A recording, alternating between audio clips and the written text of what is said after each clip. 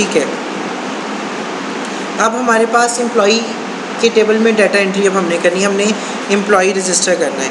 हमारे पास है amp ID, डेप्ट ID, यहाँ पे 2 फॉरेन कीज़ बच्चे और आ रही हैं, एक है सिटी ID और एक कौन सा है, डेजिग्नेशन ID। इसका मतलब ये है कि हमें एक फॉर्म बनाना पड़ेगा, कौन सा, जिसके अंदर हम डेजिग्नेशंस वगैरह ऐड करवाएंगे, और एक फॉर्म हमें बनाना पड़ेगा सिटी का, जहाँ से हम सिटीज़ वगैरह ऐड करवाएंगे। तो वो मैं अभी फ़िलहाल फॉर्म चूँकि नहीं बने हुए, तो मैं डेटाबेस में डायरेक्ट एंट्री कर रहा हूँ।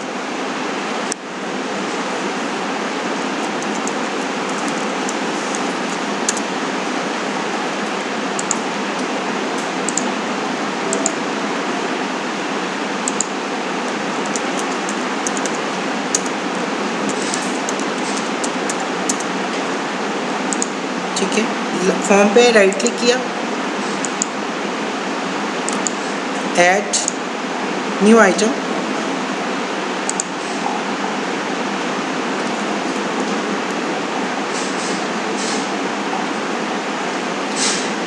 क्या बनाना चाह रहा हूँ, एक नया फॉर्म, किस नाम से, ऐड एम्प्लॉय के नाम से।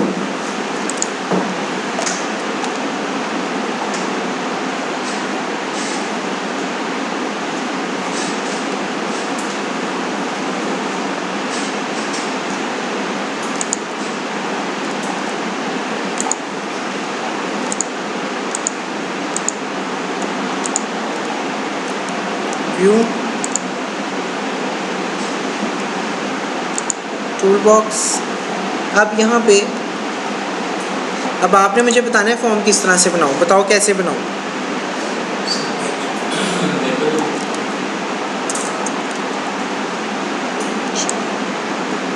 नेम के लिए लगा लिया लेबल, और किसके लिए लगा लिया, फादर नेम,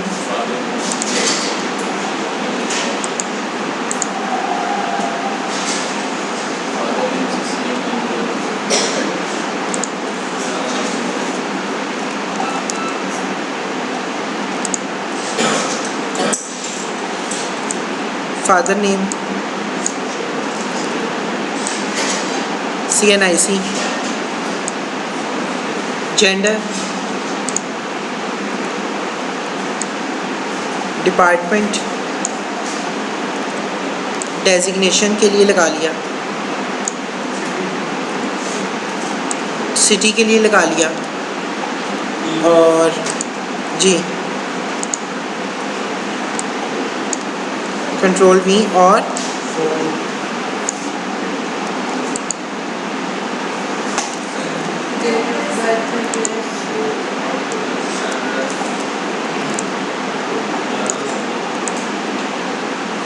ठीक हो गया। तो अच्छा खासा बड़ा फॉर्म बनने जा रहा है।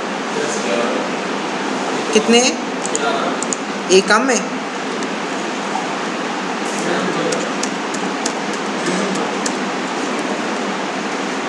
चलो 11 पूरे हो गए। आगे आप इनको रीनेम भी कर लो। फिर प्रॉपर्टी विंडो ओपन की, टेक्स्ट पे यहाँ पे क्या लिखा हुआ दिखाना चाह रहा हूँ, नेम,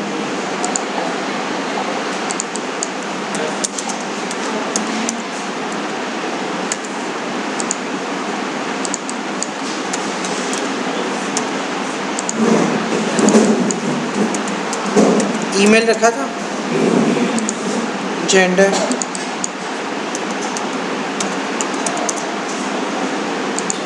यहाँ पे मैं उसका बताना चाह रहा हूँ, सिटी,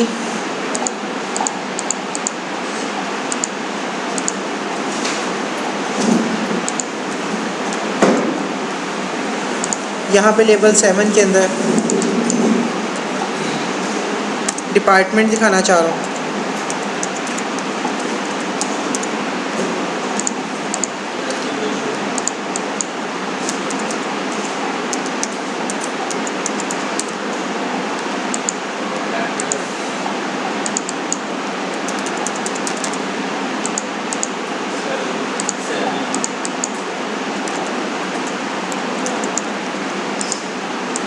और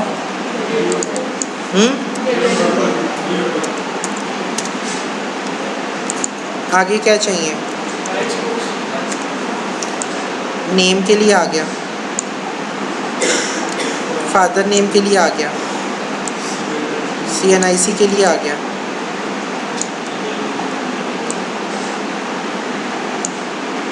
और जेंडर के लिए क्या लगा?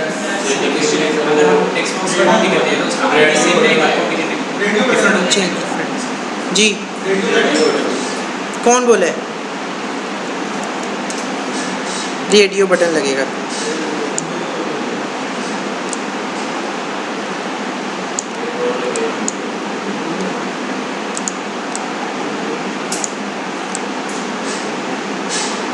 ठीक है, एक रेडियो बटन के ऊपर लिखा हुआ दिखाऊंगा।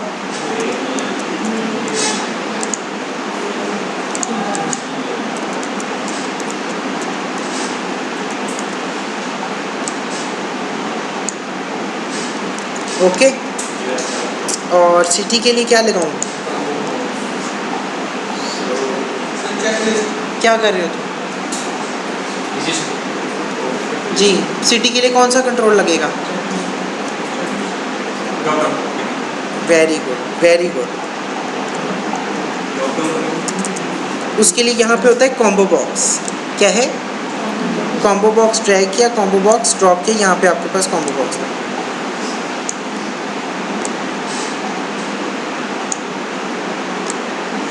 डेजिग्नेशन के लिए भी क्या लगेगा? Combo boxes. Text box. इसका मतलब है अच्छी अंडरस्टैंडिंग डेवलप हो गई आप लोगों की।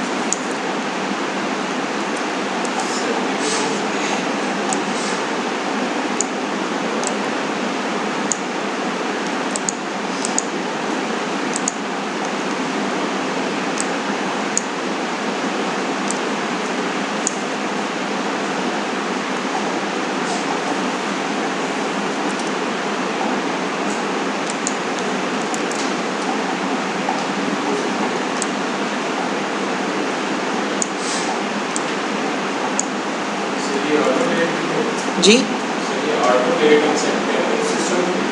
नहीं नहीं, कैलेंडर खुलेगा, कैलेंडर पे जो देंगे वो आएगा। डेट ऑफ बर्थ देनी है ना, तो कैलेंडर ओपन कर देंगे ना, तो वहाँ से वो डेट ले लेगा आपकी, डेट ऑफ बर्थ। उसके बाद आपको चाहिए एक अदद बटन।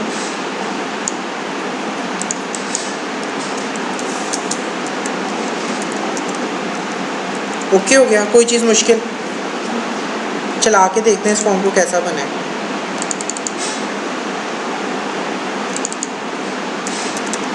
ऐड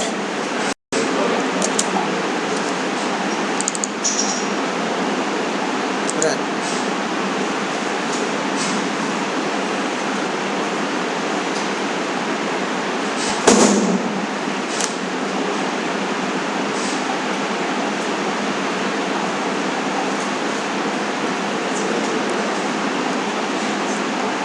सब्र का इम्तिहान है इसका लैपटॉप।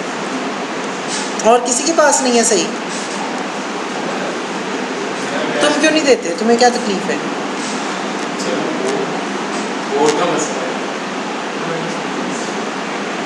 चलो बाहर। तो बच्चे ये देखो, ये फॉर्म हमारा बना है। क्यों भाई? फॉर्म का समझ आती है? अब ये देखो, ये एरो आ रहा है, तो ये देखो कैलेंडर ओपन हो गया। अब आप यहाँ से आके अपनी टुडे पे क्लिक करोगे तो आज की आ जाएगी, अदरवाइज़ आपने अपना कैलेंडर ओपन करना है। यहाँ पे आके आपने अपना ईयर वगैरह सेलेक्ट कर लेना है। मैंने कहा जी यहाँ से 1990, लेट्स सपोज 1990 में पूछ रहा कौन सा मंथ है, मैंने कहा जी ये मंथ है। कहता है कौन सी डेट ऑफ बर्थ है, मैंने कहा जी ये है। तो उसने ले ली डेट ऑफ बर्थ। ठीक हो गया। ऐड का बटन दबाऊँ? अच्छा ऐड क्यों आ रहा है? मैंने ऐड एम्प्लॉय नहीं लिखा। अच्छा उसकी विड्थ आई थिंक कम है।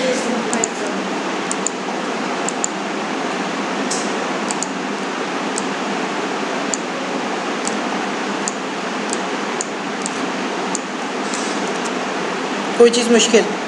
अच्छा यहाँ पे ये नहीं आ रहा, ड्रॉप डाउन लिस्ट में सिटी, डिपार्टमेंट और डेजिग्नेशंस नहीं शो हो रहे, क्या करें उसका?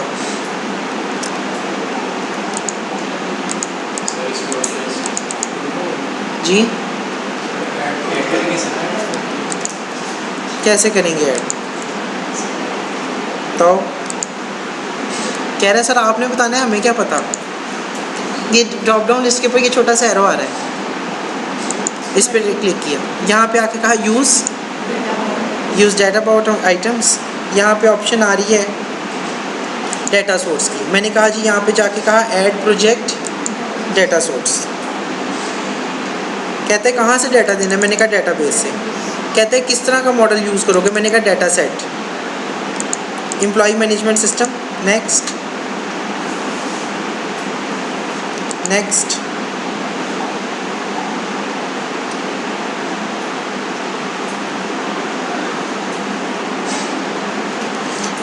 सारे टेबल सिलेक्ट कर लो, सारे स्टोर प्रोसीजर ना भी करो तो खैर है, खाली टेबल्स आपने सिलेक्ट कर लेने और कहना है फिनिश।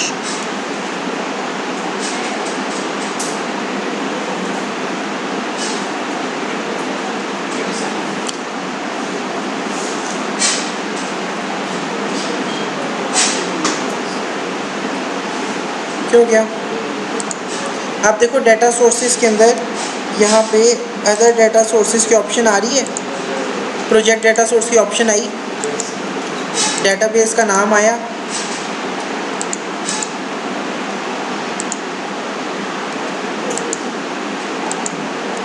देखो हमारे पास कौन सा टेबल, सारे टेबल एक्सेस हो रहे हैं। मैंने कहा जी किस टेबल से डाटा दिखाना है, सिटी। मैंने कहा फ्रंट एंड पे क्या दिखाना है, डिस्प्ले मेंबर। बैक एंड पे क्या याद रखना है, आईडी। ठीक है, फ्रंट एंड पे सिटी नेम, बैक एंड के ऊपर सिटी आईडी। अब इसको चलाते हैं।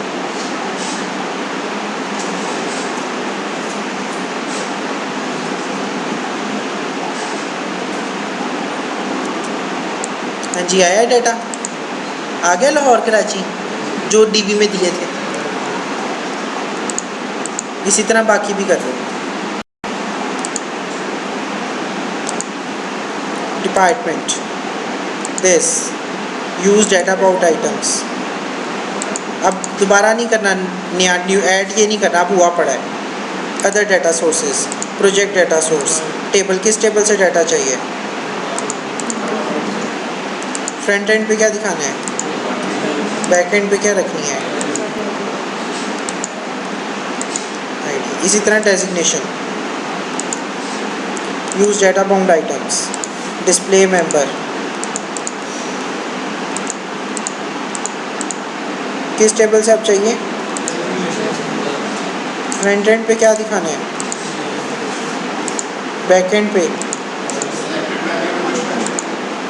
जी देना चाहो तो दे सकते हैं कि जैसे ही वो ओपन हो तो वहाँ पे लाहौर ना सिलेक्ट हुआ हो, कोई हमारी वैल्यू सिलेक्ट हुई हो पहले से ही। जब कॉम्बो बॉक्स ओपन हो तो कराची सिलेक्ट हुआ हो, कॉम्बो बॉक्स ओपन हो तो by default computer science set हुआ हो, तो वो आपने वहाँ पे देना है सिलेक्टेड वैल्यू, वो मैं नहीं दे रहा।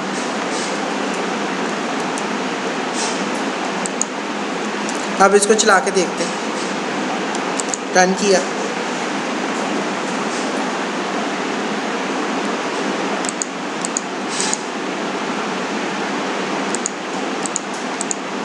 ठीक हो गया। कोई चीज़ मुश्किल लगी हो, आगे चल। सर इसके लिए अगर हमने सिटी जो है आप उससे डीबी में सेव करते हैं तो हमें काफ़ी सारा लंबा इसके लिए प्रोसीजर करना पड़ेगा, क्योंकि किसी भी सिटी से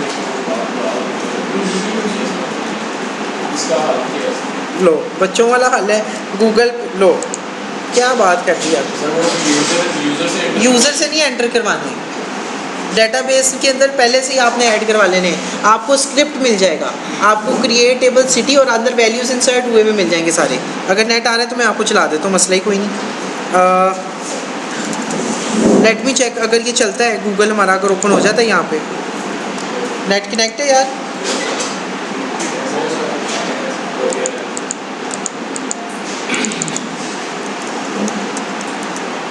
cities database in SQL Server, city database,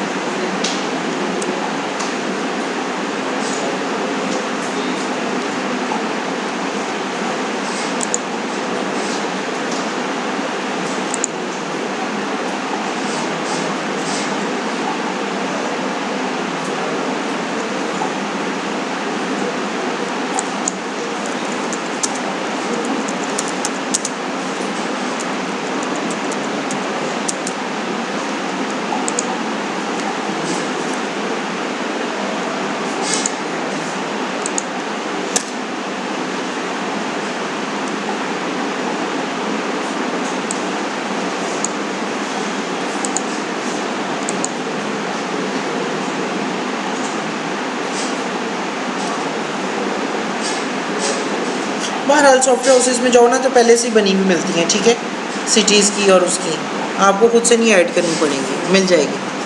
database का स्क्रिप्ट मिल जाएगा जिसमें पहले से ही ऐड हुए होंगे, आपने जस्ट वो अपने डेटाबेस के अंदर इंक्लूड करवा लेना है। फिर भी लेट मी चेक कि नेट से, वैसे सॉफ्टवेयर हाउसेज के पास ये अपने ये होते हैं रिसोर्सेज, खुद तो ऐड करना तो पागलपन है ना, ना होंगे ना याद होते हैं।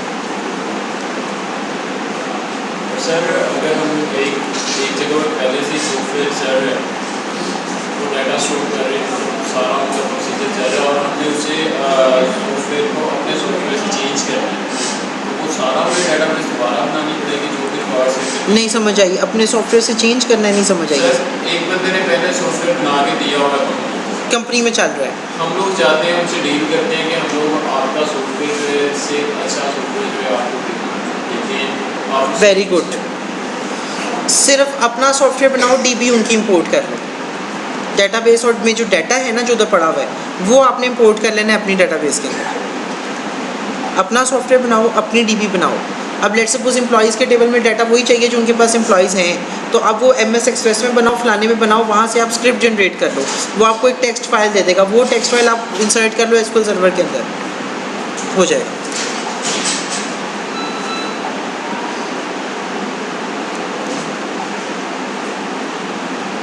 इस सॉफ्टवेयर को हम लोग जिस फोल्डर में विंडोज सेव करते हैं उसमें इंस्टॉल नहीं करेंगे।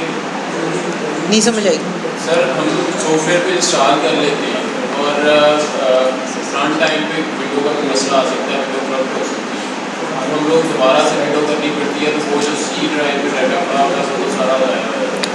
तो इसके लिए हम लोग अलग से ड्राइव जो मतलब जहाँ पे होते बैकअप बना के रख लेते हैं, उसका बैकअप फिर बनाना पड़ता है। स्टोर ही हम लोग अगर सी ड्राइव की बजाय ई या डी में कर लें, डेटाबेस आप अपनी डी में रख देना, वहाँ पे नो इशू। और कनेक्शन स्ट्रिंग में जहाँ पे एड्रेस हम अपना सी का देते हैं वहाँ डी का दे देना। अगर विंडो करप्ट हो भी जाती है तो आपकी डीबी जो है वो पड़ी रही, लेकिन जो फाइल चल रही थी, जो इंस्टॉलेशन फाइल थी, वो सी में ही चलती हैं।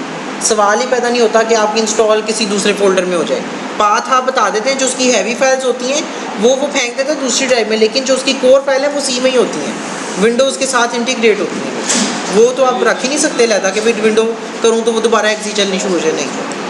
हाँ, गंदा सॉफ्टवेयर हो, इंस्टॉलेशन के बगैर चलता हो, जैसे कुछ सॉफ्टवेयर है ना जो डायरेक्टली रन हो जाता है, डबल क्लिक किया चल पड़े, इंस्टॉलेशन की ज़रूरत नहीं होती, प्लग एंड प्ले, वो क्या कहते हैं उसे, बहुत सारे ऐसे सॉफ्टवेयर हैं जो जिनका जिससे जहाँ पे डबल क्लिक करो सेटअप चल गया, इंस्टॉलेशन की ज़रूरत नहीं है।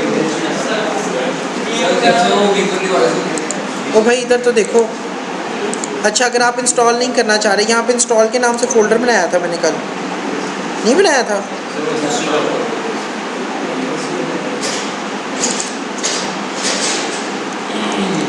इधर देखो, बता देता हूँ वो जो बात तुम जो कह रहे हो। राइट क्लिक किया,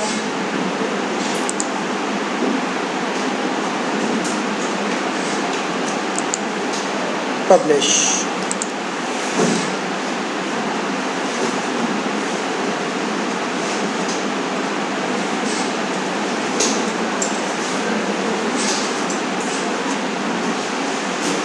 ब्राउज डेस्कटॉप,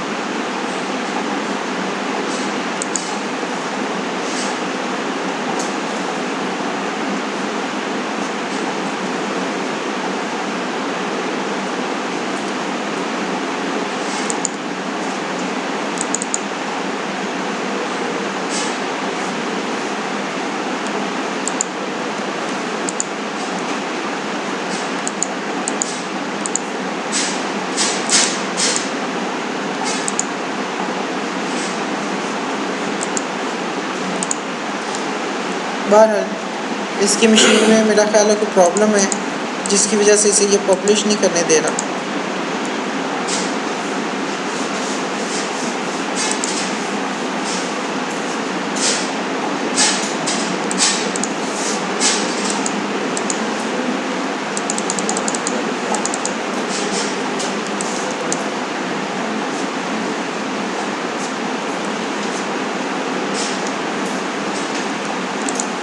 बहरहाल चलो इसको नेक्स्ट टाइम फिर हम देख लेंगे।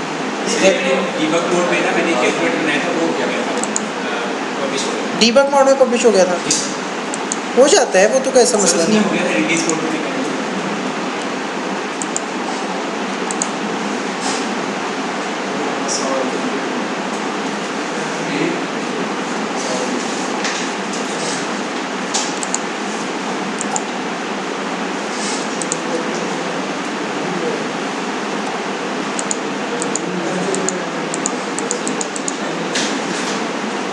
हमारी मशीन बहुत स्लो है, शायद इस वजह से नहीं कर रही। Publish has been cancelled. चलो बहरहाल नो टॉकिंग। ये फॉर्म बन चुका है, अब इसकी बैकएंड पे कोडिंग करनी है। सही हो गया? क्या कोडिंग होगी इसकी मुझे बताओ।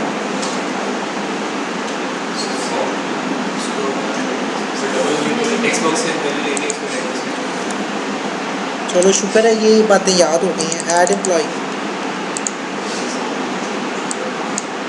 अच्छा ये देखो, ये कुछ कोड इसने जनरेट किया, ये देखें। This line of code loads data into, वो 3 ड्रॉप डाउन लिस्टें लगाई थी ना, एक में हमने किसके लिए डाटा लिखा था, एक हमारा है सिटी के डेजिग्नेशन के लिए, एक है डिपार्टमेंट के लिए और एक है सिटी के लिए। तो ये बिल्ड इन कोड है जो ये काम कर रहा है। अगर आपने ये नहीं लिखना तो आपको अपना भी लिखना बता दूंगा, अपने कोड से भी ड्रॉप डाउन लिस्ट में डाटा ला सकते हैं, कोई ऐसा इशू नहीं। हाँ जी, सबसे पहला काम क्या करना है?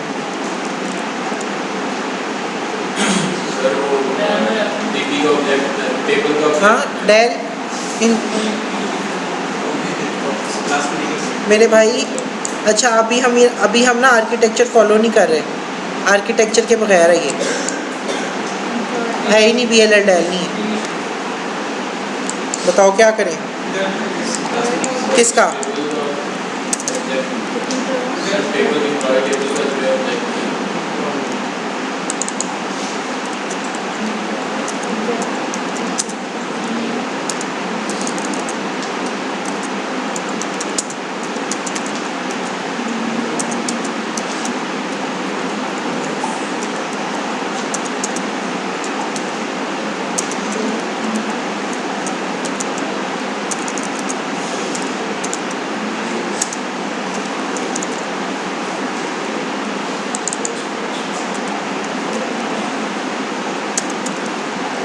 टेक्स्ट ठीक हो गया।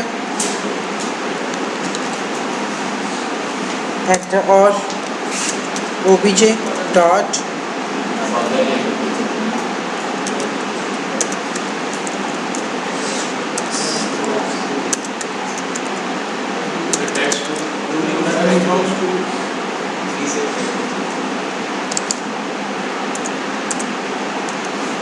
सही हो गया। और मैं अब आगे चलता हूँ थोड़ा सा। obj डॉट, अब हमें क्या चाहिए? लेट सपोज मैं कहता हूँ मुझे डेप्ट आईडी चाहिए। क्या चाहिए? कहाँ से आएगी?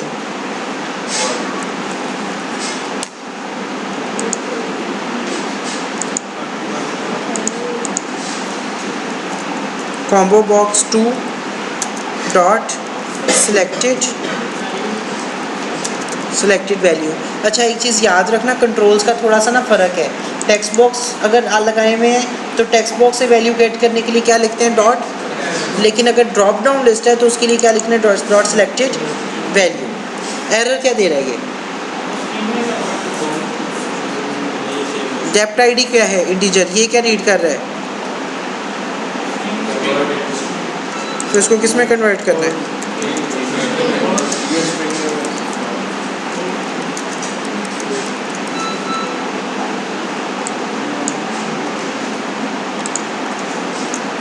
ओके हो गया।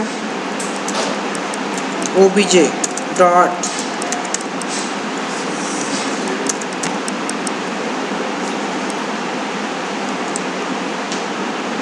सेम कोड है, तो मैं कॉपी किया, पेस्ट किया, काफ़ी सहूलत होगी। और लेकिन यहाँ पे कॉम्बो बॉक्स 2 की जगह पे क्या कर दिया 1।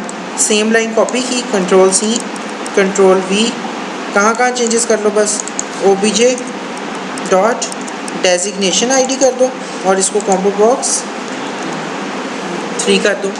ओके हो गया। अब आगे चलते हैं, obj डॉट dob क्या है, तो इसके लिए क्या लिखूँ,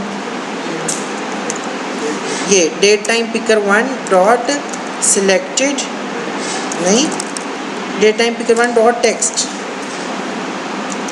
ये आपके पास डेट आ जाएगी। ठीक हो गया।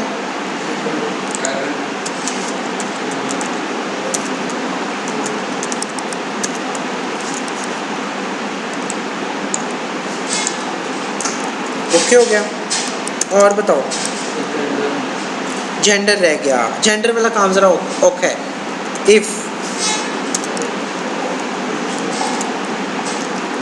इफ़ मैंने कहा कि रेडियो बटन 1 डॉट चेक्ड, अगर रेडियो बटन 1 क्या है, चेक्ड इक्वल्स क्या है, ट्रू, यानी कि पहला वाला अगर रेडियो बटन 1 अगर चेक हुआ है तो फिर क्या होना चाहिए जी,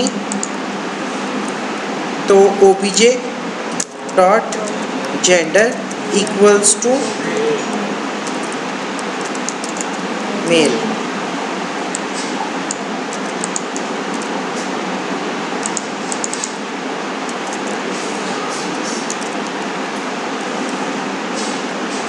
else obj dot gender equals to female.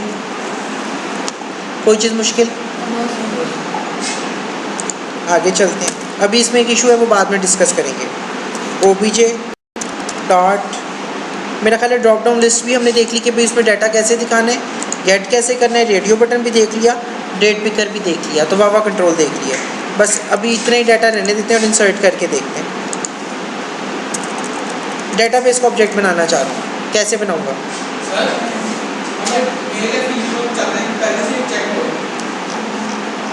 इधर देखो, यहाँ पे आपके पास एक इवेंट है, अभी क्वेश्चन बच्चे का बहुत अच्छा चलाया मैंने,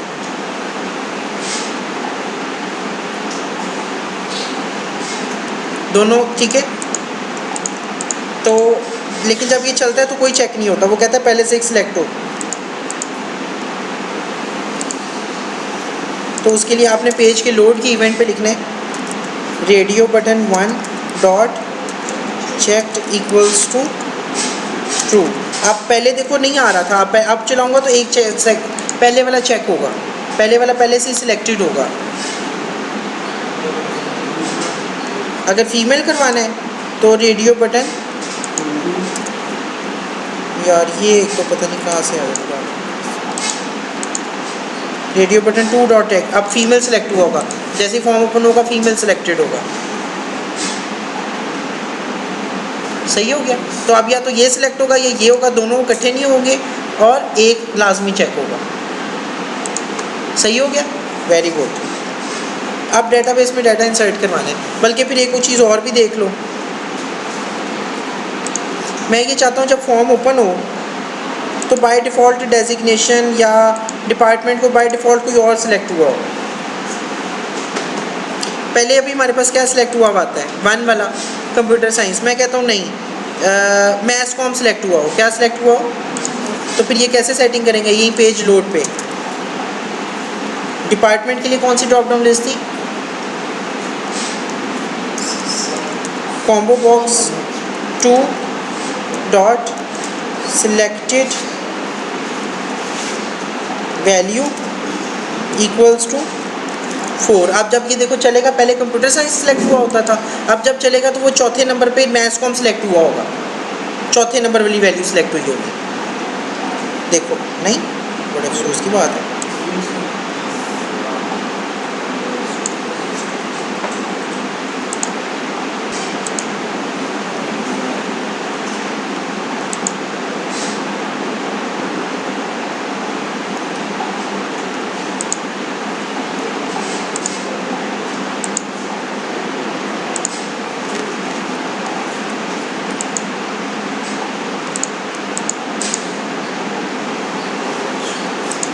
अच्छा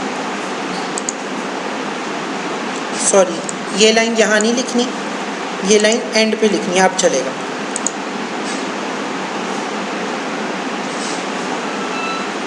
क्या सिलेक्ट है? मैं कहता हूँ लाहौर ना सिलेक्ट हुआ हो, कराची सिलेक्ट हुआ हो।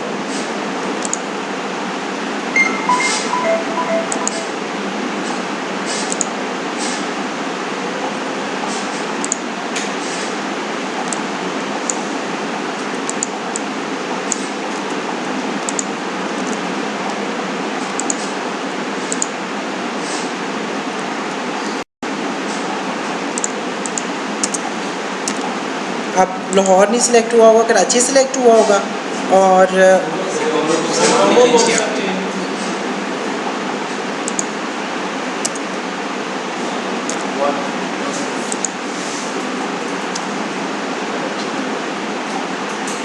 कराची सिलेक्ट है।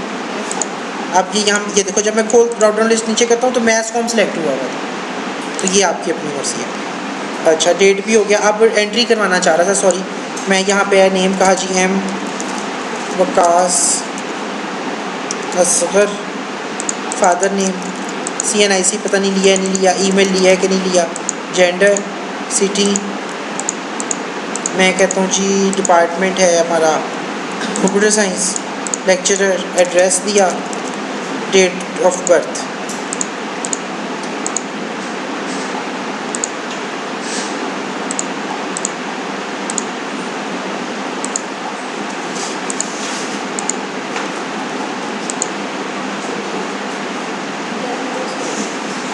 जी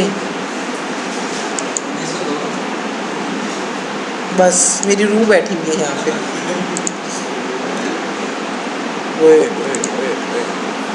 इंसर्शन का कोड तो पहले पूरा करवा लो। हाँ जी, कोड बताओ बस। भाई कोड पूरा ही नहीं हुआ अभी। डेटाबेस का ऑब्जेक्ट बनाना है यहाँ पे, क्या करना है? ये क्यों बोलते हो चीज़ें?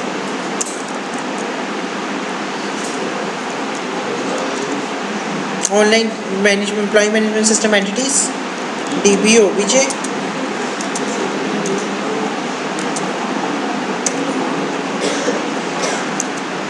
DBO विजय डॉट क्या करना है, एम्प्लॉयज़ डॉट ऐड। अब इसके अंदर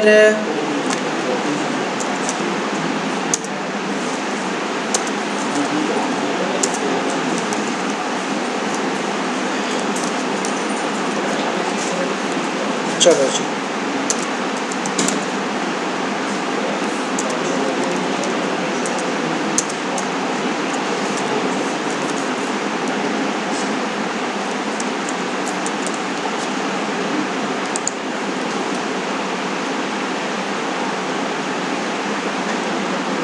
ज्वाइंस करवाए हैं मैंने आपको अभी तक?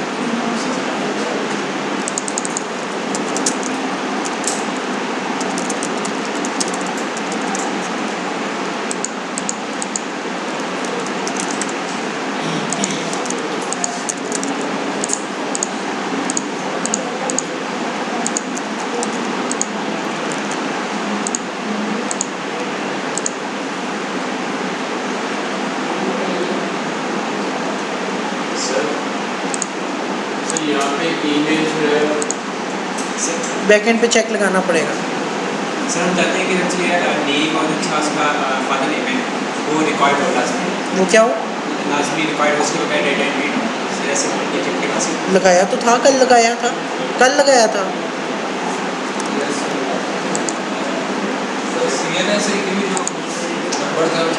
तूने मुझे बुद्धू समझा हुआ है? कल लगाया, कल लिया था लेक्चर तुमने? ऐड डिपार्टमेंट के ऊपर मेरे भाई चेक लगाया था मैंने। अगर नहीं लगाया तो मैं आपको बता देता हूँ, रोला ही कोई नहीं। शायद किसी और क्लास में बताया हो, गलती हो गई हो।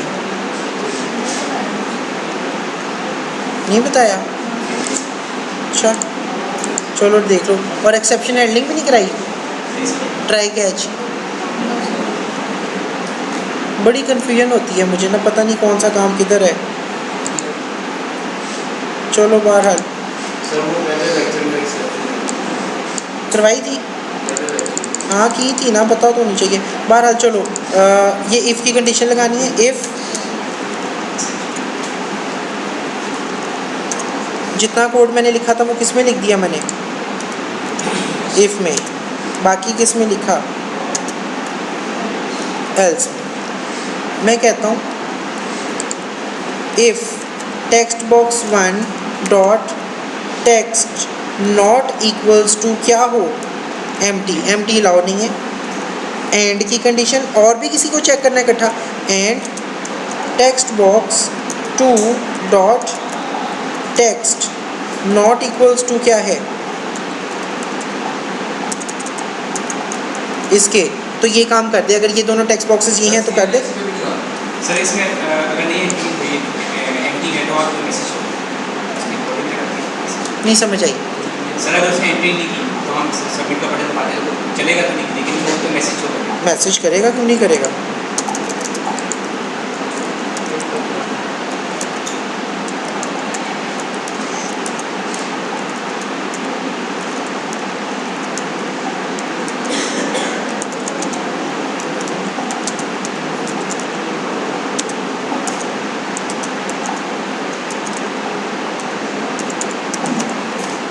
रन।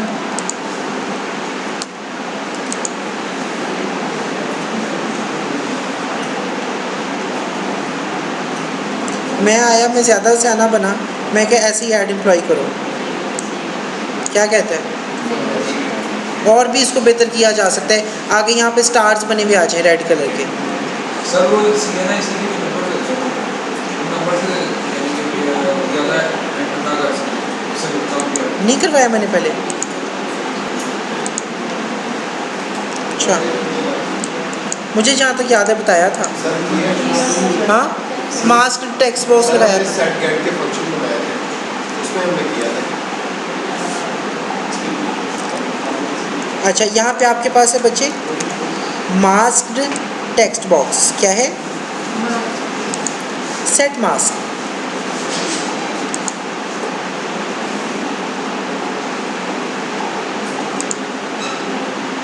अच्छा, अब मुझे बताओ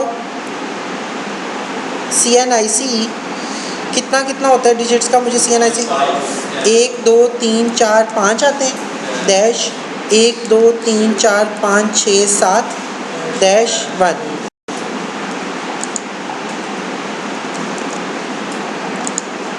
आप चेक करो, अब वही लेगा और डिजिट्स ही लेगा, ABCD प्रेस ही नहीं होनी। अब ये देखो यहाँ पे आया, पहली चीज़ तो ये कि मैं प्रेस कर रहा हूँ, ABCD प्रेस ही नहीं हो रही, सिर्फ डिजिट्स प्रेस हो रहे हैं। मेरी बात को अंडरस्टैंड किए? चेक करो, अब ठीक है। अब मैंने इसको कहा जी बैक स्पेस, डिजिट्स डैश खुद आ गई, डिजिट्स डैश खुद आ गई, डिजिट्स, ठीक हो गया। तो आप ये कर लो, नो इशू। तो मास्क अब बड़े सारे हैं यहाँ पे अपना। अब मुझे भी सारे मैंने यूज़ नहीं किए, ज़रूरत वक्त ज़रूरत एक आधा यूज़ कर लिया। सेट मास्क अब यहाँ पे ना डिफरेंट आ रहे हैं। सर मास्क नंबर से ही किसी भी चीज़ के लिए हो सकता है। सर हम इसमें नेम में भी लगा सकते हैं मास्क, एमपी टेक्स्ट बॉक्स नहीं, वो स्ट्रिंग है उस पर नहीं लगेगा, नेम के अलावा हर चीज़ के लिए। हाँ, इंटीजर्स पे, पॉइंट्स पे, जैसे अब आपके देखो टाइम अगर आपने कहीं पे देना है, मैं कहता हूँ टाइम का फॉर्मेट ये हो तो 00 डॉट्स 00 चेक किए। आप US ये चाह रहे हो, जिप कोड चाह रहे हो तो ये जिप कोड का है, यूरोपियन मिलिट्री, ये इस चीज़ों के लिए है, ठीक है। कस्टम के अंदर फिर आपको अपना खुद लिखना पड़ेगा। अच्छा, अभी तक वैसे मुझे वर्ड के लिए नहीं मिला। ये देखो सारे यहाँ पे ये इंटीजर है या नंबर्स हैं या कुछ और है, ठीक है। वर्ड के लिए वो स्ट्रिंग किया तो फिर उस पर तूने क्या चेक लगाना है? अब एड्रेस है, अब एड्रेस पे क्या चेक लगाएं? वो फिर वो बस इसी तरह ही गुजारा होता है उसका।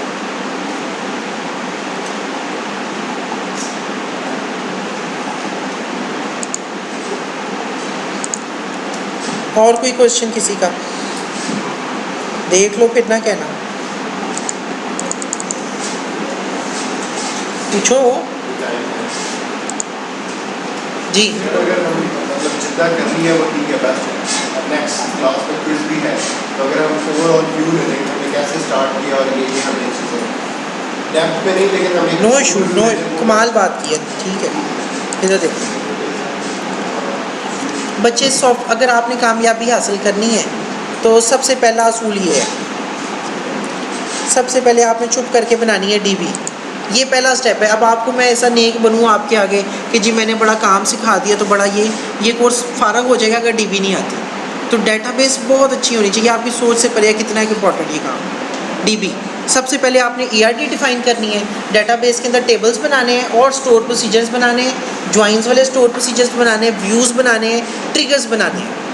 ये डीबी पहले फाइनल करनी है। जब डीबी बन जाएगी तो फिर आपने विजुअल स्टूडियो पे आ जाना है। विजुअल स्टूडियो के ऊपर आने के बाद आपने एक डेस्कटॉप एप्लीकेशन क्रिएट कर लेनी है और जैसे ही आपकी डेटाबेस का डिज़ाइन था वैसा आपने यहाँ पे मॉडल बना लेना है, एंटिटी डाटा मॉडल।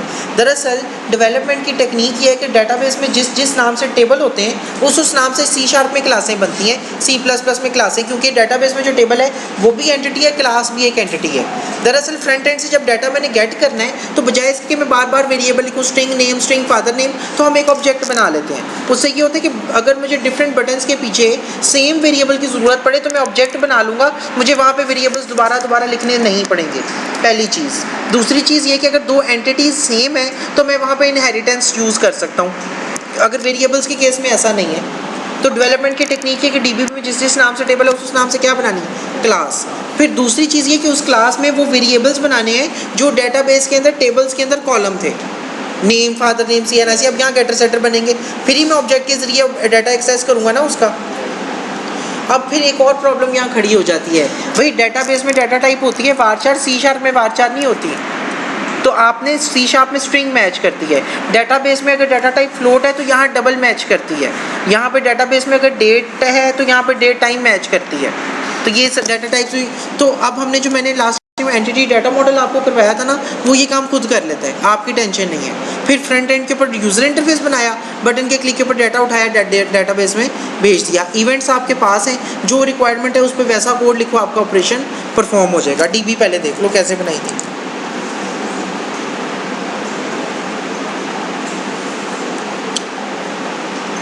क्विज में प्रॉब्लम है तो मैं आगे कर देता हूँ, मसला नहीं। अगर एक वीक हो जाए तो अब स्टार्ट कर लो नहीं thank you sir. No issue. ये इस बच्चे के कहने पे मैंने की है कि इसने मोटिवेशन इसमें आई है कि सर क्विज भी है तो फिर बता दें, तो उसमें मुझे लगन नज़र आई है तो मैंने आगे कर दिया है। अगर ये ना मेरे कहता तो फिर मैंने लाजमी अगले वीक क्विज लेना था और सख्ती भी करनी थी। तो अब तुमने प्यार से टाइम मांगा तो एक वीक और ले लो, नो इशू। अच्छा, अब एक और चीज़ देखो, डेटाबेस आप पहले बनाते हो क्रिएट टेबल करके। ओ भाई यहाँ पे आप डेटाबेस बना लिए, राइट क्लिक किया, न्यू डेटाबेस डायग्राम पे आए, कहा जी न्यू डेटाबेस डायग्राम।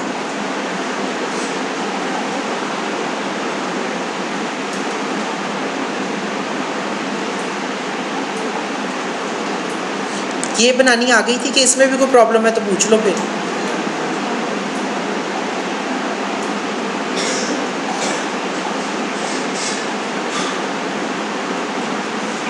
ये बनाई थी हमने, अगर इसमें भी कोई रोल है तो पूछो। ये बनानी आई थी। अच्छा तो ये देखो, फिर नई डेटाबेस देख लो, डेटाबेस, न्यू डेटाबेस।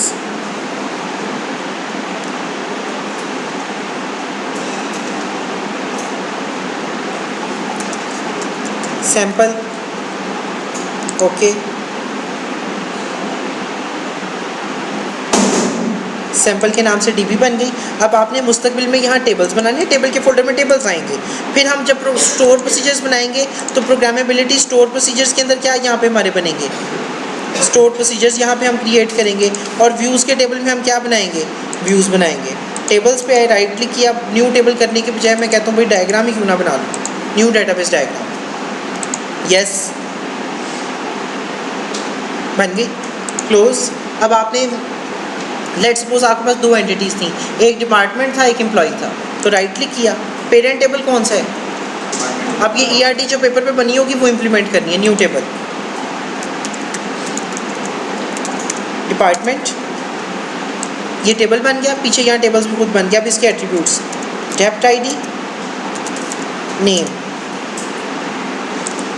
उनकी डाटा टाइप सेट करनी है। डिपार्टमेंट ID क्या होगा, इंट, दूसरा क्या होगा varchar। आपके पास जो डिपार्टमेंट आईडी है वो क्या होगी? प्राइमरी की। Control S yes. डिपार्टमेंट के बाद अगला टेबल आपके पास कौन सा बनेगा? एम्प्लॉय का।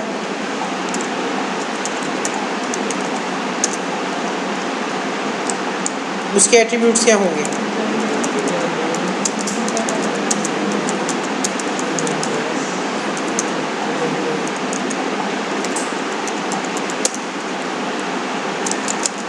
ठीक हो गया। एम्प आईडी आपके पास क्या होगी? प्राइमरी की। डाटा टाइप क्या होगी? इंटीजर। इसी तरह फॉरेन की यहाँ पे भेजनी है तो मैंने कॉलम बना लिया पहले डेप्ट आईडी का। अब ये दो आपके पास एंटिटीज़ हैं, एक डिपार्टमेंट है और एक एम्प्लॉई है। अब इन दोनों के दरमियान में क्या बनाना है? रिलेशनशिप बनाना है। कैसे बनाएंगे? पेरेंट टेबल कौन सा है, चाइल्ड टेबल कौन सा है? पेरेंट डिपार्टमेंट है, चाइल्ड एम्प्लॉई है, क्योंकि डिपार्टमेंट के होने से डिपेंड करता है एम्प्लॉई। डिपार्टमेंट होगा तो एम्प्लॉई होगा। डिपार्टमेंट आईडी ड्रैग की, इसके ऊपर आके इस कॉलम पे ड्रॉप कर दी, ओके किया, ओके किया, ये आपके पास बन गया। ये चाबी जिसके साथ लगी, ये पेरेंट टेबल है, ये चाइल्ड टेबल है। One department can have any many employees. अब बाकी भी टेबल ऐसे ही बने। सही हो गया? सर N4 डाटा टाइप है ये ऑफिस C# में स्ट्रिंग तो नहीं है, ये अपनी जनरेट करती है। आई इनूमरेबल इंटरफेस इंप्लीमेंट करना पड़ता है इसके लिए। डाटा टाइप स्ट्रिंग नहीं होगी, ये अपनी डाटा टाइप अलहदा से जनरेट करेगी। ठीक है, वो फ़र्क चीज़ है। इसीलिए मैंने N4 या N नहीं रखी, आपने हमेशा varchar ही यूज़ कर दी। ठीक है, वो भी करा लूँगा वक्तन फ़ौक्तन। अब आगे चलने तो दे, बड़े लेक्चर पढ़े हैं, परेशान नहीं होना, हो जाएंगी ये भी चीज़। ये मेरी गारंटी है कि जितनी डेटाबेस पे काम होता है, जितना वो और विजुअल स्टूडियो पे जितना काम होता है सारा करवा दूँगा आपको। ठीक है, ईच एंड एवरीथिंग इसकी नंबर्स के ऊपर जो भी चीज़ें हैं वो सारी आती होंगी आपको इंशाल्लाह।